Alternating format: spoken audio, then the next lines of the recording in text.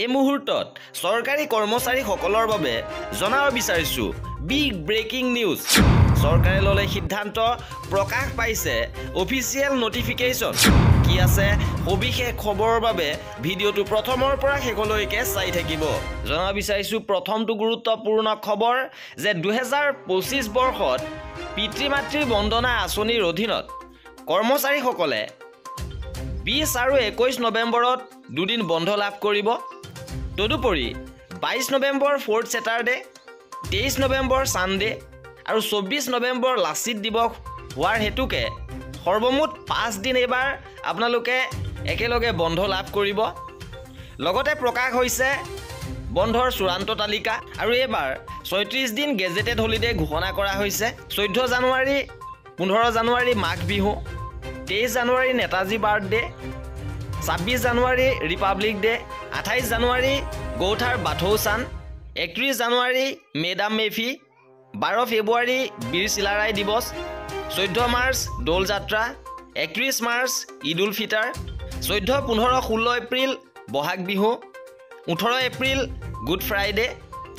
ইয়াৰ পিছত আছে 21 এপ্ৰিল সতী স্বাধীনী দিৱস, 28 এপ্ৰিল তিথি of Damodar Dev, 1 May May দিৱস, 12 May Buddha Purnima, 7 June Eid ul Zuha, 12 June জন্মোৎসৱ অফ শ্ৰী শ্ৰী মাধৱদেৱা, 15 আগষ্ট ইণ্ডিপেণ্ডেন্স ডে, 25 আগষ্ট তিৰুভাৱ তিথি of Srimanta Sankardeva, 3 September Karam Puja, 12 September তিৰুভাৱ তিথি অফ শ্ৰী শ্ৰী মাধৱদেৱা, 14 ছেপ্টেম্বৰ জন্মাষ্টমী, 29 ছেপ্টেম্বৰ, 30 ছেপ্টেম্বৰ আৰু 1 অক্টোবৰ দুৰ্গা পূজা, 2 অক্টোবৰ বিজয়া দশমী শংকৰদেৱৰ জন্মোৎসৱ লগতে গান্ধী জয়ন্তী আৰু 18 অক্টোবৰ কাতি বিহু, 20 অক্টোবৰ কালী পূজা দিৱালী, 23 অক্টোবৰ ভাতৃ দ্বিতীয়া, 28 অক্টোবৰ ছট পূজা, 5 নৱেম্বৰ গুৰু নানকছ বাৰ্থডে, 24 নৱেম্বৰ লাচিত দিৱস,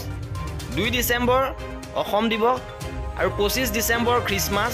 আৰু এই 36 দিন গেজেটেড হলিডেৰ উপৰিও আপোনালোকৰ এদিন হাফ হলিডে ঘোষণা কৰিছে। 6 অক্টোবৰ লক্ষী পূজা হাফ হলিডে ঘোষণা কৰিছে। তদুপৰি এইবাৰ ৰেষ্ট্ৰিক্টেড হলিডেৰ সংখ্যাও বৃদ্ধি কৰিছে 27 দিনলৈ আৰু গেজেটেড হলিডে 36 দিনৰ উপৰিও আপোনালোকে অন্যান্য বহুকেইদিন বন্ধ লাভ কৰিব। এই আছিলে এই ভিডিঅ'টোত।